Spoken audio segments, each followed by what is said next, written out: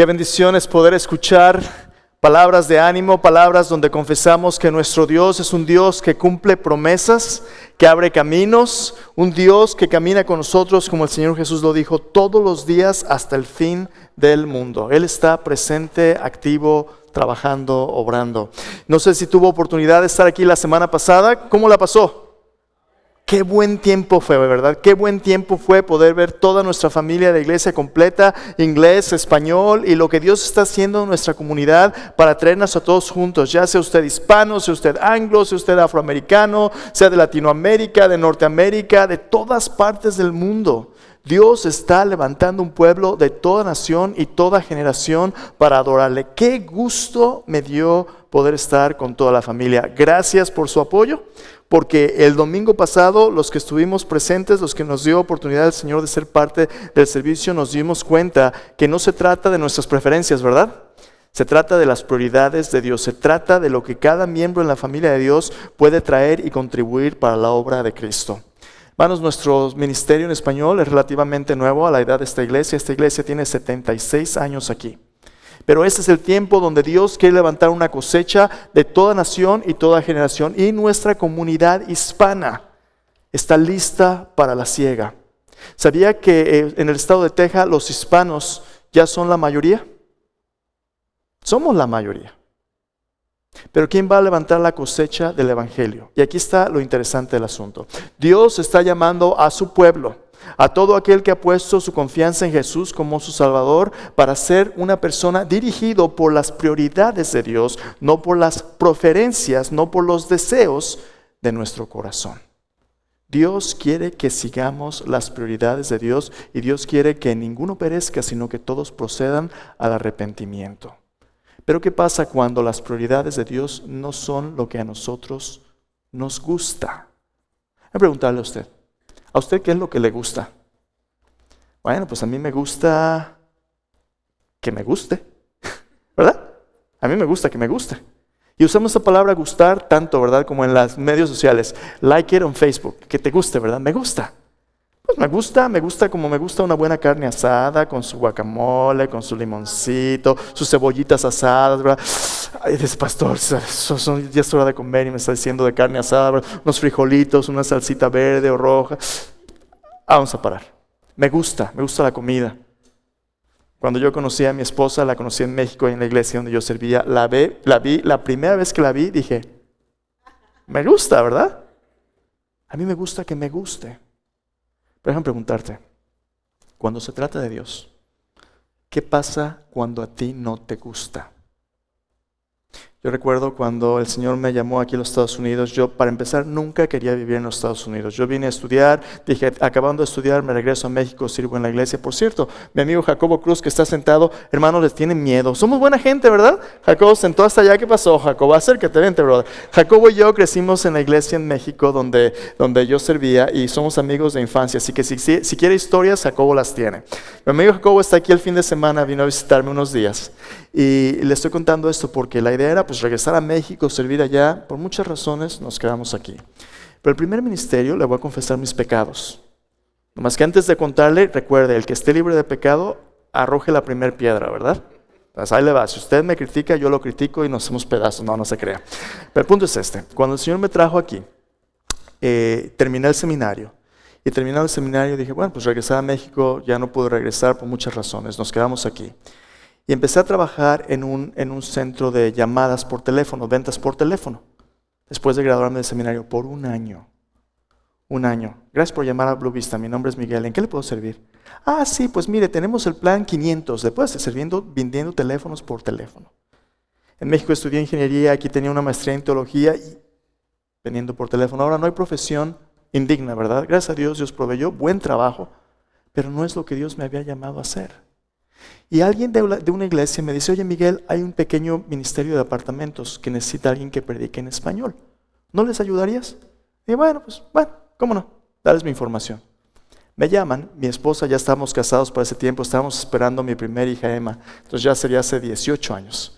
Estábamos esperando a mi primera hija y vamos a este apartamentito en Richardson, que era un complejo, pero se estaba cayendo. Era un complejo donde había pandillas, donde había drogas de muy bajos ingresos. La mayoría de las personas que vivían allí eran inmigrantes de Latinoamérica y pues estaba duro el asunto, duro. Llegamos mi esposa y yo en un carrito Corolla chiquito y allá afuera estaba un señor grande, hispano, con la camisa abierta y unas cadenas de oro aquí y una cerveza rota y otra cerveza que estaba tomando. Me dice, ¿qué pasó, vato? Yo dije, Señor, estás bromeando. ¿Aquí me trajiste? Un apartamentito que era una pequeña capilla como con 20 adultos, unos 100 niños por todos lados, 4 apartamentos que rentaban y uno era un dispensario médico, otro era un closet de ropa, otro era una despensa y un montón de chiquillos por todos lados. Cuando teníamos el servicio en la capilla había un vecino que le subía a la tambora a todo volumen porque sabía que abajo estábamos cantando, el Señor le subía a todo volumen para hacernos competencia. Y yo recuerdo una vez le dije al Señor, Señor, tú sabes que ni en México me gustaba la tambora y voy a aguantar a esta gente hacia aquí. ¿Sabes qué me dijo el Señor? Me dijo, Miguel, no te estoy llamando a que te gusten. Te estoy llamando a que los ames. Y hermanos, ese fue el comienzo de cómo empecé a servir aquí. Y en estos ya más de 20 años que tengo aquí sirviendo, el Señor me ha abierto a los ojos para mostrarme que cuando se trata de la familia de Cristo y de las prioridades de Dios, muchas veces las prioridades de Dios no van a ser lo que nos guste, pero es lo que nos va a transformar para amar de la manera que Dios ama. Y precisamente de eso vamos a hablar el día de hoy. ¿Quién tiene el derecho de decirnos lo que debemos o no debemos amar? Si tienes tu Biblia, te voy a invitar a abrir tu Biblia en 1 de Juan capítulo 2. 1 de Juan capítulo 2, versículos 15 al capítulo 3:10. 1 de Juan 2, versículos 15 al 3:10. No vamos a alcanzar a ver todo este pasaje, es un pasaje muy extenso, pero vamos a ver las primeras partes. Del versículo 15 al versículo 17 vamos a hablar acerca de algo que es, como ya 1 de Juan nos ha traído, un poquito incómodo, pero bien importante. Y aquí está el asunto de hoy. Cuando hablamos del verdadero amor, el amor de Dios, el verdadero amor nos dice lo que debemos y lo que no debemos amar. Entonces, a ver, espera tantito. ¿Cómo me va a decir alguien lo que yo deba o lo que no deba amar? ¿No tengo yo el derecho de decidir lo y a quién amo? Yo tengo el derecho, yo soy libre, yo hago lo que yo quiero. Pero es ahí precisamente donde viene el problema. Porque a veces lo que yo quiero o lo que a mí me gusta no es lo que Dios quiere. Y cuando se trata de escoger, ¿a quién le voy a dar mi lealtad? Vamos a hablar precisamente de ello. En la Biblia, Dios es soberano. Y Dios tiene el derecho de decirnos lo que debemos y no debemos amar. Vamos a ver por qué. En 1 Juan 2, 15 al 3:10. La pregunta que vamos a ver hoy es esta. Dice, ¿cómo es que el amor de Dios radicalmente establece el estándar para la fe y conducta de los creyentes en un mundo donde todos se sienten merecedores de la satisfacción de sus propios deseos? ¿Cómo es que el amor de Dios radicalmente establece un estándar de fe y conducta? Ahora, esa palabra radical es una palabra importante. Radical viene del latín para raíz. En la raíz de todas las cosas, la raíz de nuestro corazón. ¿Cómo es que Dios establece un punto de referencia para poder creer y vivir de acuerdo al verdadero amor de Dios? Mira, la vida del creyente en la Biblia es presentada, como en el Salmo 1 dice, como un árbol plantado junto a corrientes de agua, que da fruto a su tiempo y su hoja no cae, todo lo que hace prosperará. No así los malos, son como el tamo que arrebata el viento. El creyente en el Dios de la Biblia es presentado como un árbol fructífero, verde y frondoso, pero un árbol cuya vida depende de raíces profundas, arraigadas en el terreno fértil de la gracia de Dios, de la presencia de Dios, del amor de Dios, pero tienes que echar raíces. Por eso Jesús dice, permaneced en mí, el que permanece en mí, yo en él, este lleva mucho fruto, porque separados de mí, nada podéis hacer. En la raíz de nuestras vidas, Dios quiere que echemos raíz en el profundo amor de Dios, pero eso va a tomar tiempo, y eso va a tomar decisiones, y eso va a tomar nada menos que el amor de Dios. para poder crecer y ser fructíferos. Y de eso vamos a hablar el día de hoy. Pero al amar lo que Dios ama, vamos a tener que rechazar aquello que Dios no ama. Y esas decisiones son las que forman nuestro carácter. Ya en el capítulo 1, Juan nos ha venido hablando acerca de la clase de comunidad que debemos ser. Juan nos ha dicho que somos una comunidad donde el verbo se ha hecho carne, donde el testimonio que hemos recibido de los apóstoles es un testimonio de los que vieron, tocaron, palparon el verbo de vida, donde hemos sido invitados al gozo de la comunión con el Padre y su Hijo Jesucristo.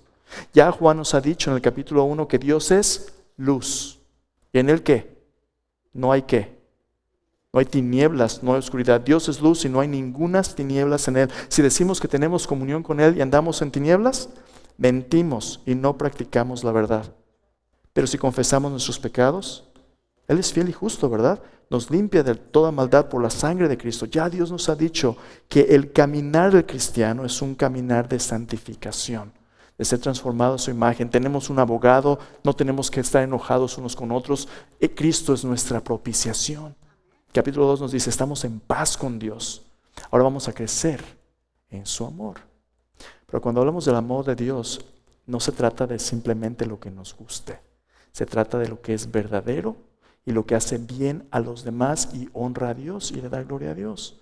¿Cómo vamos a discernir y escoger lo que Dios quiere? Bueno, de eso vamos a hablar el día de hoy. Así que venga conmigo. 1 Juan 2:15 al capítulo 3:10. Vamos a continuar este mensaje próxima semana. Pero 2:15, vamos a ver un par de cosas hoy. La primera es esta. Vamos a ver que el amor de Dios radicalmente, de raíz, establece el estándar de la fe y conducta de los creyentes en dos aspectos principales. Primero, Dios nos va a dar una advertencia para instruirnos en contra de los afectos parásitos mundanos que nos roban la vitalidad espiritual. Los afectos parásitos. ¿Qué es un afecto parásito?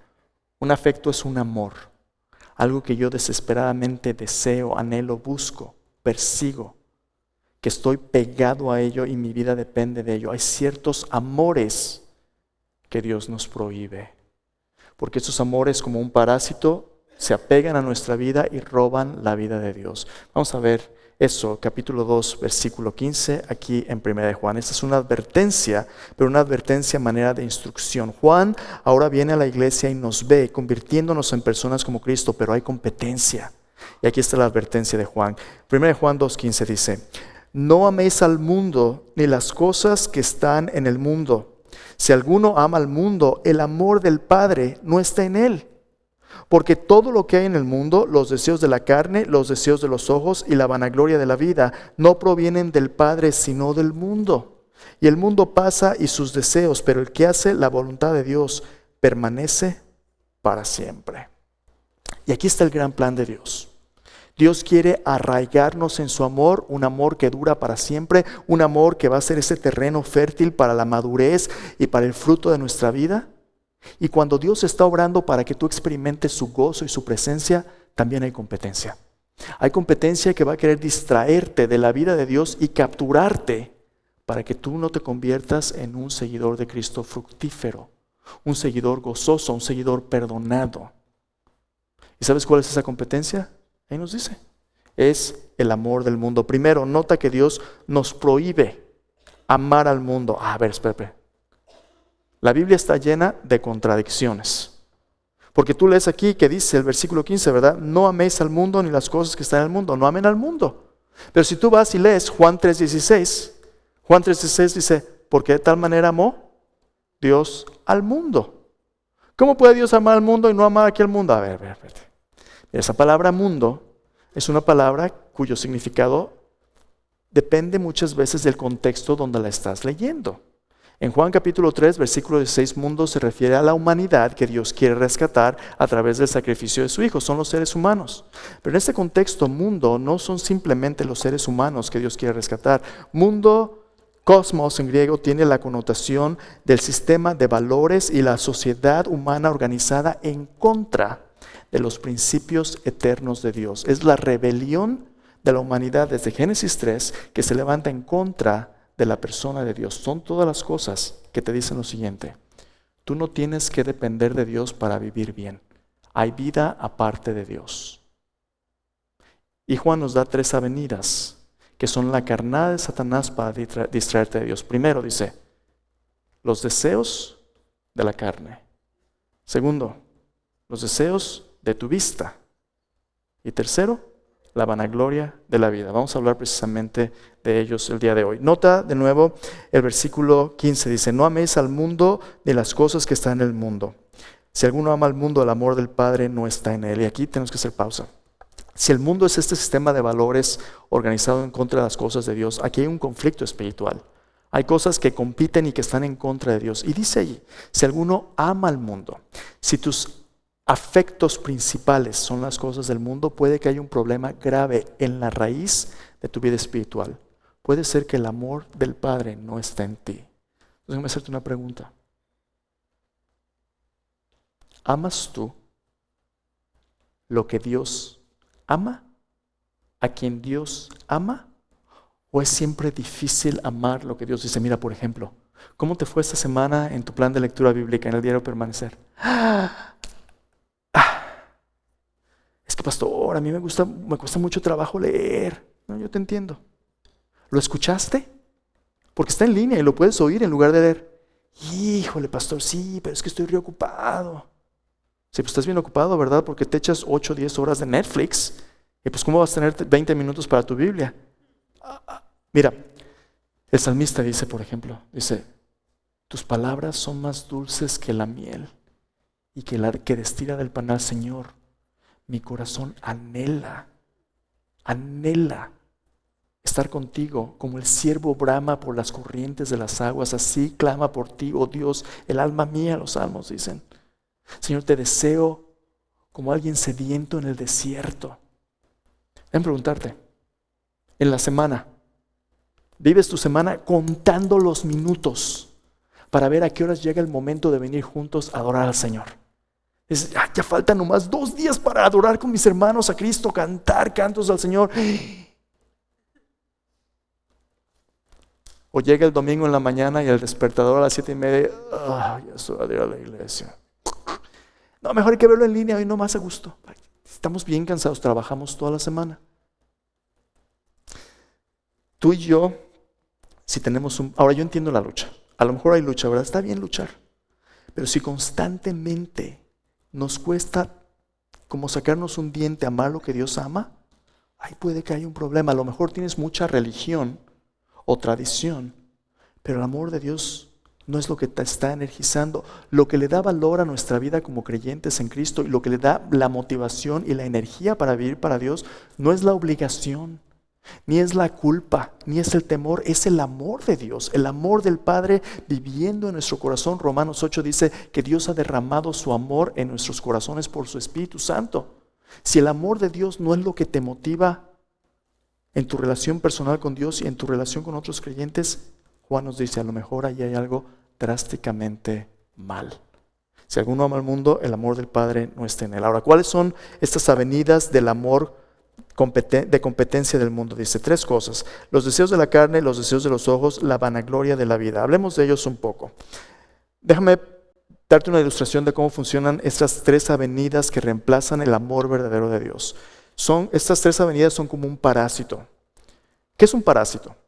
Un parásito es un organismo que para vivir y reproducirse depende de otros organismos.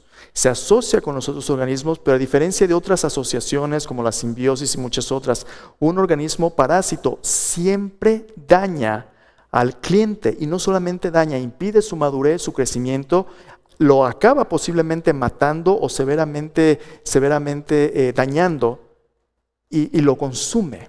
Un parásito no te da nada bueno, pero consume tu vida y tus recursos. Estas 3 avenidas que reemplazan el amor de Dios precisamente eso hacen. ¿Tú has oído de los pájaros, esos pájaros que se llaman los cucús? En los relojes, ¿verdad? Allá los europeos, los suizos hacen los cucú, cucú. Bueno, esos cucús, esas son las aves más miserables de toda la creación. Te voy a contar por qué. Los cucús son aves parásitas. Tienen varias especies que ellos atacan. Y lo que hacen los cucús es que la madre cucú identifica el nido de alguna de las otras aves que son sus clientes y va y pone un huevo de un cucú ahí en el nido de la otra especie. Y las otras aves tienen otros huevos y todo, pero ahí lo pone. Se ve diferente, más grande y todo. Pues la madre, que no es la madre del cucú, la otra madre, incuba los huevos. Los cucús normalmente nacen más pronto. Y cuando el pollo cucú nace, empieza a tirar los huevecillos de la madre natural fuera del nido y los rompe para quedarse como el único solo. ¿Y sabes qué? Es un muchacho malcriado. Empieza a hacer escándalo porque siempre está hambriento y trae a los padres, pero como trompo. Come, los padres cansadísimos y el cucú crece, pero rápido porque come todo el día. Llega a un punto donde el cucú es más grande que los padres ya. Es un pájaro grande y se aprovecha de esta asociación para que otros lo críen a expensa de sus propios hijos. Hermanos, ese es el mundo. El mundo viene prometiéndonos que si tú haces esto o aquello, o si tienes ese estilo de vida, por fin vas a estar satisfecho y vas a tener lo que siempre has estado buscando. Pero es una mentira. Así como en Génesis capítulo 3, sin Dios no hay vida. Y lo que el mundo te ofrece, cuando tú le dices sí al mundo, siempre te va a dejar todavía más vacío de cómo empezaste. 3 avenidas del mundo. Primero, dice ahí, los deseos de la carne. ¿Qué son los deseos? Nada de malo con los deseos. Deseos son cuestiones naturales de nuestra vida física, espiritual o emocional. Todos fuimos hechos para desear. Porque ¿sabes qué? Dios nos hizo para desearle a Él y para estar satisfechos con Él. Somos criaturas y como criaturas tenemos deseos y necesidades. Ese no es el problema. El problema es el objeto con el cual tratamos de satisfacer nuestras necesidades y nuestros deseos. Hay cosas fuera de la voluntad de Dios que si nosotros las hacemos o nos vivimos con indulgencia en ellas, nos van a destruir. Dios le dijo desde Génesis capítulo 1 y 2, ¿no? En Génesis 2 le dijo a la humanidad, de todos los árboles del huerto puedes comer. Todo lo que he hecho es para ti, con la excepción del árbol de la ciencia, del bien y del mal. El día que comas vas a morir, no hay vuelta de hoja. Dios nos dice lo que es bueno y lo que no es. Si tú decides vivir tu vida aparte de Dios, ahí solo hay muerte. Primera venida dice los deseos de la carne. ¿Qué son los deseos de la carne? En Gálatas capítulo 5, Pablo habla acerca más de esos deseos de la carne, los apetitos de la carne. Habla acerca de fornicación, inmundicia, lascivia, hechicería, pleitos, celos, iras, contiendas, disensiones, herejías. La lista sigue, ¿verdad? ¿Cuáles son los apetitos de la carne? Tu carne es la tendencia a hacer cosas con los recursos que Dios nos ha dado en nuestro cuerpo, nuestra fisicalidad, que son contrarias a la voluntad de Dios. Por ejemplo, nuestros apetitos sexuales. ¿Es la sexualidad mala? No. Dios la hizo en Génesis capítulo 1 y dice, Dios vio que era bueno en gran manera. Dios trajo al primer hombre y la primera mujer en matrimonio, formó la primera familia. Es bueno, pero cuando nuestra sexualidad se sale del contexto del matrimonio, un hombre y una mujer unidos en un pacto de por vida para tener hijos y una familia, cuando nuestra sexualidad se sale el contexto que Dios creó para bendición, se convierte en algo tremendamente destructivo. Pero decimos cosas como, ¿sabes qué? Es que la vista es muy natural y este cuate, mira, pues cómo no verlo, ¿verdad? Esta muchacha, la vista es muy natural y a quién le dan pan que llore. Cuidado, cuidado. Porque cuando acabes con 1, 2, 3 parejas, cuando tengas hijos de todos mundos y estés solo, vas a decir, hubiera.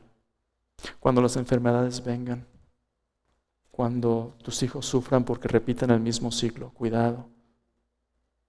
La Biblia ahí en Gálatas 5 habla acerca de cosas como la glotonería. Si tú se te pasa la comida y comes y comes y comes más, mira, no se trata de la comida. La glotonería, el poder de la glotonería es que hay un sustituto de Dios. Tú encuentras tu consuelo, manejas tu estrés o te refugias en la comida en lugar de refugiarte en Dios. Ya sea que comas demasiado o a lo mejor luchas con la bulimia. Come la gente, ¿verdad? Y luego que vomitan. La anorexia. Todos esos desórdenes son los apetitos de la carne porque lo que tú anhelas es sentirte valorado y satisfecho con algo, pero estás buscando en el lugar equivocado.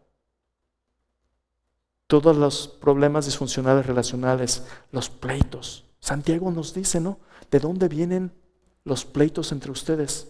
¿No son las pasiones que combaten en sus miembros? Codician, no tienen, matan y nada se ganan. No tienen porque no piden y piden y piden mal para gastar en sus deleites. Oh, almas adúlteras, ¿no saben que la amistad con el mundo es enemistad contra Dios? Cuando tú haces de tu carne la satisfacción final de tu vida, tu carne va a acabar todavía más hambrienta de lo que empezaste. Segunda venida, dice Juan, los deseos de los ojos. ¿Qué son los deseos de los ojos? Todo lo que ves enfrente de ti que promete satisfacción última si tú sigues esos valores. Por ejemplo, las modas. En los Estados Unidos somos un epítome de cómo las modas hacen estándares imposibles de satisfacer. Por ejemplo, niños y niñas. Las niñas crecen jugando, ¿verdad? Sus muñecas, las Barbies. Damas, ¿cuántas mujeres realmente se parecen a una muñeca Barbie? Ni siquiera Barbie se puede parecer a Barbie, porque las medidas de Barbie son humanamente imposibles. Especialmente si eres una madre de familia que ya ha tenido 2, 3, 4 hijos. El cuerpo cambia, ¿verdad? ¿Cuándo va a ser un Barbie? Y cuando todos los modelos que ves enfrente de ti en revistas parecen... y le ponen Photoshop. Ni siquiera los mismos modelos son como ellas mismas. Nadie puede, pero ahí está el significado, ¿verdad? Tú eres hermoso si tienes tales o cuales medidas. Y todo el mundo vive deprimido. Y todo el mundo vive en las redes sociales criticándose y un montón de adolescentes, hombres y mujeres deprimidos. Todas las industrias de los maquillajes, todos los gastos de... Tienes que amoldarte a este estilo. Mira, los deseos de la carne y los deseos de los ojos son la tentación clásica de Satanás. En Lucas capítulo 4, versículo 1 al 13, Satanás enfrentó al Señor Jesús con las mismas avenidas de tentación. Escucha cómo las utiliza el diablo. Dice, después de su bautismo, Jesús, lleno del Espíritu Santo, volvió del Jordán, fue llevado por el Espíritu al desierto por 40 días y era tentado por el diablo, y no comió nada en aquellos días, pasados los cuales tuvo hambre. ¿Es malo tener hambre después de 40 días de ayuno? Por favor, ¿verdad? Nada de malo con los deseos, pero el enemigo se aprovecha de lo que tú necesitas para ofrecerte un sustituto de la voluntad de Dios. Mira lo que hace con Jesús. Versículo 3. Entonces el diablo le dijo, si eres hijo de Dios, di a esta piedra que se convierta en pan. Jesús respondiendo le dijo, escrito está, no solo de pan vivirá el hombre, sino de toda palabra de Dios. ¿Escuchaste eso? Nada de malo en cambiar las piedras en pan, pero Jesús está en un tiempo intenso de comunión con Dios y de preparación para su ministerio, donde su objetivo principal es alinearse y enfocarse en la voluntad completa del Padre, en la palabra de Dios. Y el enemigo quiere distraerle con necesidades legítimas, comida, pero que en este momento no son lo más importante. Jesús le dice, no solo de pan vive el hombre, sino de toda palabra que sale de la boca de Dios. En otras palabras, cuando tus apetitos de tu cuerpo rugen, ¿quién tiene el derecho y autoridad de decirte cómo satisfacerlos? Solo Dios. Tú no eres una criatura que ha de vivir a la merced de sus instintos. Tú eres una criatura que debe ser dirigido por la palabra de Dios en tu mente y en tu corazón. Dios alumbra tu entendimiento, Dios te da sabiduría para dirigir tu voluntad y tus emociones deben seguir lo que Dios te dice y que es verdad y lo que Dios quiere que hagas, no al revés. Pero mucha gente vive llevada de un lado a otro por sus emociones. Ay, es que sentí tan bonito cuando me habló, mira, está tan guapo, ¿verdad? Está tan guapa. No. Tú tienes que seguir la verdad de Dios en su palabra. Pero hay más. Jesús le dice, no solo de pan vive el hombre, sino de tu palabra que sale de la boca de Dios. Después, versículo 5. Le llevó el diablo a un alto monte y le mostró en un momento todos los reinos de la tierra. Y le dijo el diablo, a ti te daré toda esta potestad y la gloria de ellos, porque a mí me ha sido entregada y a quien quiero, la doy. Ahí están todos los reinos. Y mira qué interesante. Le mostró.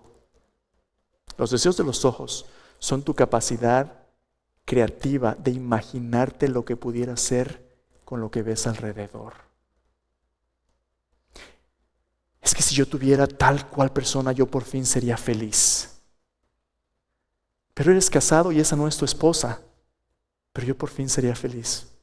Es una mentira. Esa es una ilusión. Y si tú sigues una ilusión, te vas a desilusionar cuando la realidad te pegue en el rostro. sea, en el mundo espiritual, Satanás se aprovecha del espejismo para engañarnos. Él se disfraza como ángel de luz para engañar. Satanás le dice a Jesús, mira los reinos de este mundo, a mí me ha sido dada la autoridad, yo te la voy a dar. Si tú tan solo, ¿qué? Te postras y me adoras. ¿Sabes qué es lo que Satanás quiere? Nuestra adoración. ¿Por qué? Porque lo interesante con la adoración es esto. Este tiempo que tenemos de escuchar la palabra de Dios, de cantar, de orar, cuando lees tu Biblia, cuando tú obedeces a Dios. Jesús dice, si tú me amas, guardas mis mandamientos. Cuando tú obedeces a Dios y amas a Dios, lo que pasa es esto. Somos como un vaso vacío. Y Dios nos llena con su presencia, con su amor. Dios nos llena. Cuando adoramos, no es para que Dios nos quite, es para que Dios nos dé. Dios recarga nuestra vida con su presencia, con su gloria. Y ahora tenemos para compartir con otros de lo que Dios nos da. Pero Satanás y el mundo son como parásitos. Pero no teniendo acceso a Dios, ahora consumen todo lo que está alrededor. Y Satanás desea desesperadamente ser adorado y reconocido como a Dios. Porque Él consume. Él consume, Él no da, Él consume. Él es como un león rugiente que anda alrededor buscando a quien devorar. Él consume la vida en la creación de Dios. Cuando tú cedes a los deseos de la carne o a los deseos de los ojos, vas a acabar más vacío de como empezaste. Solamente Dios puede llenar tu copa y la llena a rebosar. Y por último, Juan nos dice, la vanagloria de la vida. ¿Qué es la vanagloria de la vida? La gloria vacía de este mundo. Vida, y es la palabra para vida biológica. Es la vida sin la consideración de la eternidad. La vida de este mundo. Estos 70, 80, 90 años que a lo mejor vivimos aquí y tú vives como si la eternidad no existiera. La vanagloria es el orgullo de esta vida. Es preguntarte, ¿en qué me quiero convertir si solamente la vida se queda en este mundo? Cuando tú pierdes la perspectiva eterna y vives tu vida como si esto fuera todo, y te conviertes en una persona como si tú fueras el centro del universo y hasta Dios mismo trabaja para ti, ahí hay un problemón. Mira lo que el diablo le dice a Jesús en la última tentación. Versículo 9 dice, le llevó a Jerusalén, le puso sobre el pináculo del templo y le dijo, si eres hijo de Dios, échate de aquí abajo, porque escrito está, a sus ángeles mandará cerca de ti que te guarden y en las manos te sostendrán para que no tropieces con tu pie en piedra. Respondiendo Jesús le dijo, dicho está, no tentarás al Señor tu Dios. Y cuando el diablo hubo acabado tentación, se apartó de él por un tiempo. Satanás le lleva al pináculo del templo. Interesante. ¿Sabes qué hace Satanás? Le cita la escritura del Salmo 91. El que habita al abrigo del Altísimo morará bajo la sombra del Omnipotente. Diré yo a Jehová, esperanza mía, castillo mío, mi Dios, en quien confiaré. Sigue el Salmo. Es un salmo de confianza en Dios, nuestro refugio y el único que nos puede librar. Pero Satanás, si tú tienes leyendo tu Biblia un tiempo, adivina qué. Satanás ha estado leyendo la Biblia muchísimo más que tú. Y lo que Satanás va a hacer es citarla fuera de contexto, dejar partes sin citar. Tú y yo. No es suficiente con que de repente oigamos la Biblia, oigamos sermones. A veces estamos agarrados del puro cordoncito de la Biblia. Pero nuestras raíces no están ancladas en la verdad profunda de la palabra de Dios. Y si tú no pones atención a los detalles, Satanás deja una partecita fuera, dice, porque a sus ángeles mandará que te guarden en todos tus caminos. Satanás más dice, sus ángeles mandará que te guarden y, omite esa parte, en sus manos te sostendrán. Pero no dice en todos sus caminos. ¿Sabes por qué? Porque cuando tú sigues a Dios y cuando tú confías en Dios, tú sabes que estés donde estés, recibas lo que recibas, tengas lo que tengas, tú estás a la merced de Dios, a su misericordia. Y que Él es Dios, no tú. Y lo que Satanás está haciendo al citar la Escritura es utilizar la Escritura como si fuese un talismán, como si fuese algo que tú puedes simplemente usar para basarte en que Dios haga lo que a ti se te antoje. Ponte el pináculo, ¿no dice ahí la Escritura? Aviéntate que al cabo que sus ángeles, mira, los va a movilizar. Si no, ¿no dice ahí la Biblia? Es usar las promesas de Dios con la presunción de que podemos poner a Dios a prueba y a nuestro antojo. Y Dios es Dios, tú y yo no. Las promesas de Dios nos han sido dadas para saber el carácter de Dios y saber lo que podemos esperar de Él, no para manipular a Dios. Hay personas que se enojan con Dios porque dicen, es que yo le pedí que me sanara, o yo le pedí que me diera, o yo le pedí y no lo hizo, yo estoy enojado con Dios. Espérame. Entonces, ¿es Dios Dios o eres tú? ¿Quién es? ¿Qué espera Dios de nosotros? Que así como Jesús, cuando tú dices, Señor, te pido esto en el nombre de Jesús, no es como las personas en la tele a veces, ¿verdad? Como si fuera un arte de magia, en el nombre. Vea tantito. El nombre de Jesús no es un amuleto. El nombre de Jesús es el recordatorio de que nos sometemos a Él conforme a su voluntad de Dios. Pero mira el ejemplo de Jesús. En Getsemaní, Jesús con la carga de nuestros pecados encima viene orando al Padre y le dice, Padre, si es posible, pase de mí esta copa. Lo pudo haber dejado ahí, ¿verdad? Eso es lo que Él quiere, dice, mas no lo que yo quiero, sino lo que tú quieres. Hágase tu voluntad, Señor, no la mía. Hermanos, eso es lo que Jesús dijo y así es como vencemos la tentación. Cuando tú y yo le decimos, Señor, honestamente, eso es lo que yo quiero. Pero no solo de pan vive el hombre, de todo lo que sale de la boca de Dios. Señor, tú eres el único Dios verdadero, el único a quien adoro. Señor, yo no te pongo a prueba, yo confío en ti. Cuando tú te rindes completamente a Dios, le dices no a los deseos de tu carne porque Dios tiene algo mejor. Le dices no a lo que el mundo te pone enfrente porque Dios tiene algo mejor. Le dices no a la posibilidad de que tú seas el centro del universo porque Dios ya lo es. En ese momento Satanás no tiene nada que ofrecerte. Y lo que sucede es lo que Primera de Juan, versículo 17, capítulo 2 dice, el mundo pasa y sus deseos, pero el que hace la voluntad de Dios permanece para siempre. No os ha sobrevenido ninguna tentación que no sea humana, pero poderoso es Dios, que justamente con la tentación les dará la salida para que puedan soportar. Bienaventurado el varón que soporta la tentación, porque cuando haya resistido la prueba, recibirá la corona de vida que Dios ha preparado para los que le aman. La prueba no dura para siempre, el amor de Dios permanece para siempre. Cuando tú rechazas el mundo, por fin tu corazón está libre para recibir la satisfacción eterna de su amor. Mira lo que Agustín dice acerca de esto. Cuando los parásitos no están ahí, por fin eres saludable para crecer como Dios quiere. Agustín de Hipona dijo lo siguiente, dice, entre las cosas temporales y las eternas hay esta diferencia. Una cosa temporal se ama más antes de tenerla y comienza a despreciarse cuando la ganamos. Es una pausa. ¿Te acuerdas en el Antiguo Testamento, los hijos de David, su hijo primogénito Amnón? Y David tenía una hija, Tamar. ¿Te acuerdas del pasaje escandaloso del Antiguo Testamento? Amnón se enamora de su hermana Tamar con un amor tan grande. Ese amor se llama lujuria. Con una lujuria tan grande que no podía ni dormir ni comer. Amnón se aprovecha de su hermana Tamar. Y después de que se aprovecha de ella, dice, la aborreció con un odio que era más grande que su amor.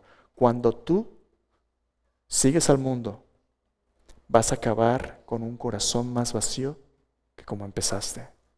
Dice, más antes que tenerla, comienza a despreciarse cuando la ganamos, porque no satisface al alma, cuyo verdadero y cierto descanso es la eternidad. Pero lo eterno se ama más ardientemente cuando se adquiere que cuando simplemente se desea. No améis al mundo. Lo primero que Dios nos dice es que si vamos realmente a amar lo que Dios ama y dejar que Dios nos ame como Dios quiere amarnos, vamos a tener que decir no a los parásitos espirituales del mundo. Segundo, versículo 18. No solamente eso es a la raíz de nuestro corazón decirle no al mundo, Dios también nos quiere instruir en contra de las divisiones y engaños de las relaciones que tratan de suplantar a Cristo. Mira el versículo 18. Dice, versículo 18 al versículo 29 es un pasaje largo, te animo a que lo leas en casa, pero comentar un par de versículos de lo que está pasando aquí. Versículo 18 dice, hijitos, ya es el último tiempo.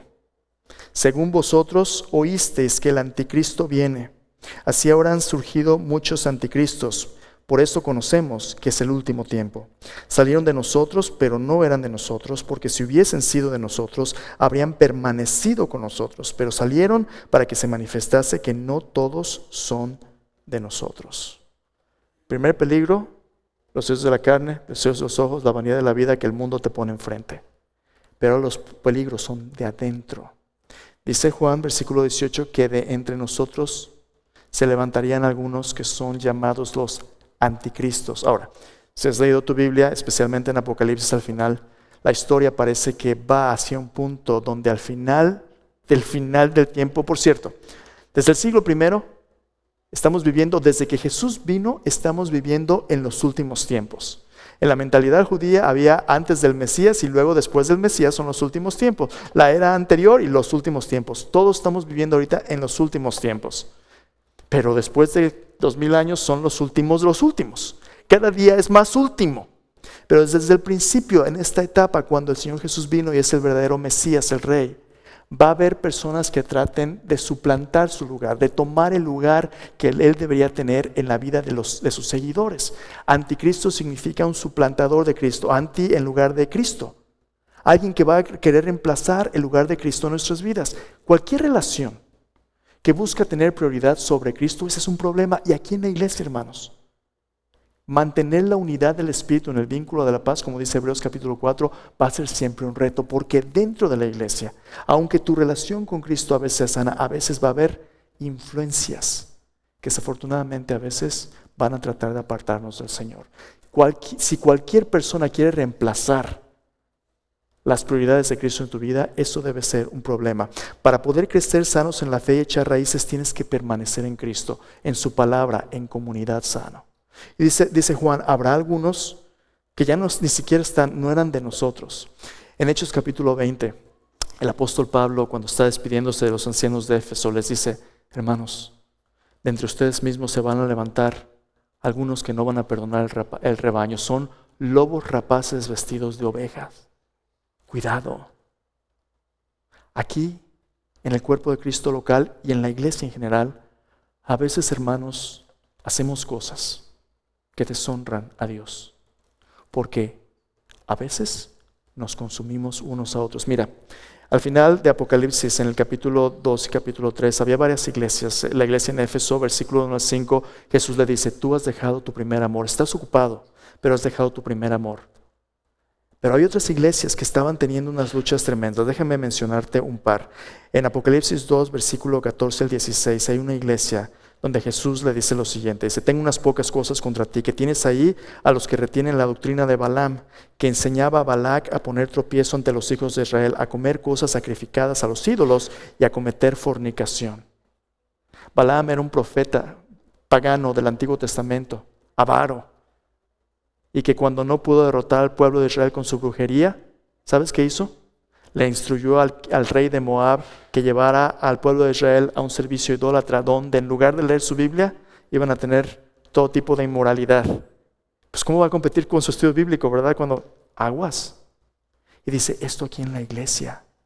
Si alguien en la iglesia empieza a decirte que hagas o digas cosas contrarias a la palabra de Dios, no me importa quién sea un pastor, sea un maestro de escuela dominical, sea un miembro, tú dile que no.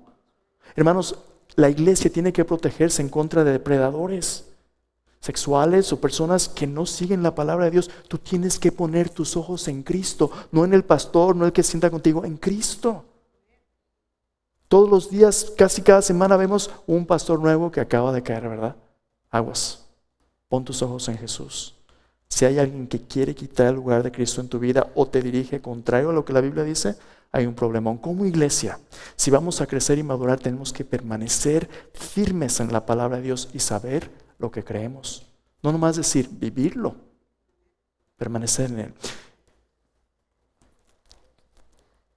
En estos versículos, Juan te está diciendo también que es importante permanecer en la comunidad. Si lo que te trae a la iglesia es nomás lo que te gusta, modas, me queda cerca, me gusta o no me gusta el pastor, hermanos, es lo de menos. Lo más valioso es ser una comunidad centrada en Cristo por medio de su palabra, donde nos amemos unos a otros. Si no hacemos eso, hermanos, si no nos preparamos para estar unidos con la verdad de Dios, resistir los engaños, somos una carnada fácil para el enemigo. Mira el versículo 20 dice, pero vosotros tenéis la unción del Santo y conocéis todas las cosas. No significa que aquí no seamos enseñables. Significa que el Espíritu Santo que vive en nosotros, Él es el que nos conecta con Cristo.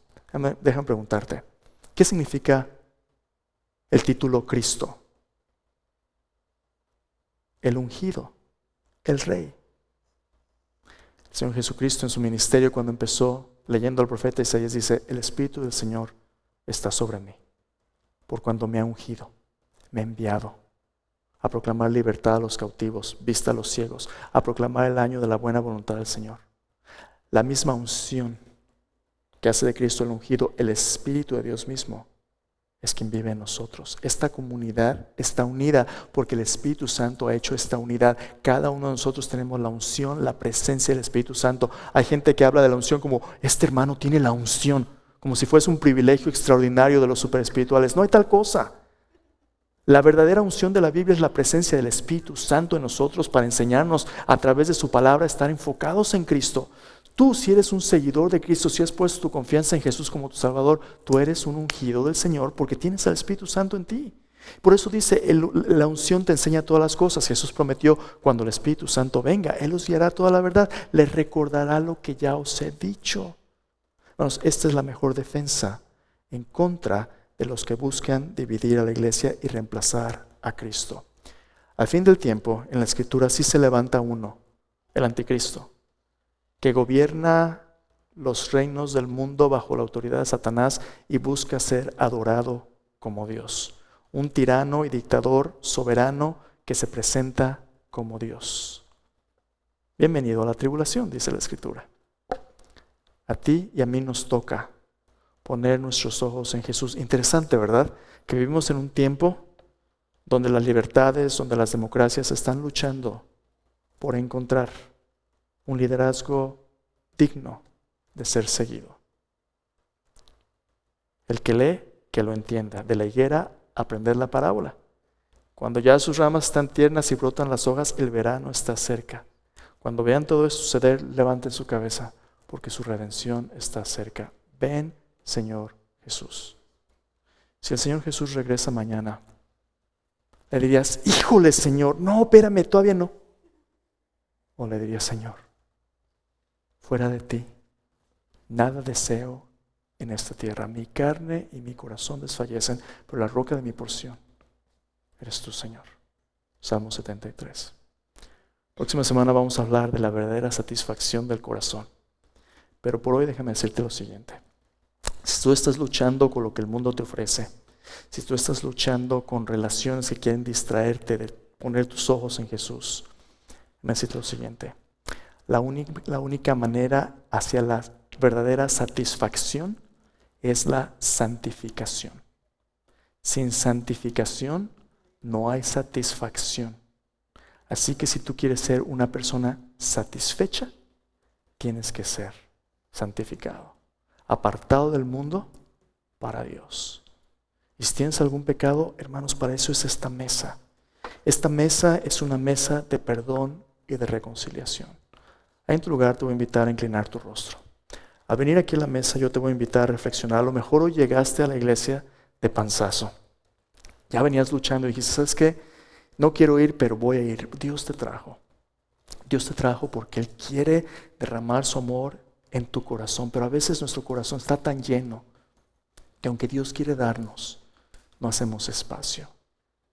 La confesión limpia nuestro corazón con la sangre de Cristo y hace espacio para lo que verdaderamente nos satisface. Ahí en tu lugar, inclina tu rostro. Si hay algún pecado que no has confesado, antes de participar de la cena es importante que lo confieses. Porque la Escritura dice que el que come y bebe sin discernir el cuerpo del Señor, juicio come y bebe para sí.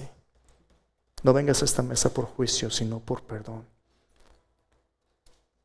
En tu lugar, a lo mejor Dios te ha estado llamando a mirarlo a Él y sigues distraído con lo que te gusta o no te gusta de otros. Pon tus ojos en Jesús. Ahí en tu corazón, habla con Él y dile, Señor Jesús, Perdóname porque a veces dejo que las cosas de este mundo compitan, Señor, contigo. Mis deseos egoístas a veces, Señor, me nublan la vista y no me dejan verte que tú eres aquel que desea mi corazón. Perdóname, Señor. Límpiame, Señor, para poder depender de ti completamente. Tú eres, Señor, el anhelo de mi corazón. Señor Jesús, tú dijiste que tú eres el pan de vida, Señor. Tú eres el agua viva. El que viene a ti nunca tendrá hambre. El que cree en ti no tendrá sed jamás. Yo te necesito, Señor. Necesito tu palabra. Como el aire que respiro, Señor, yo te necesito a ti.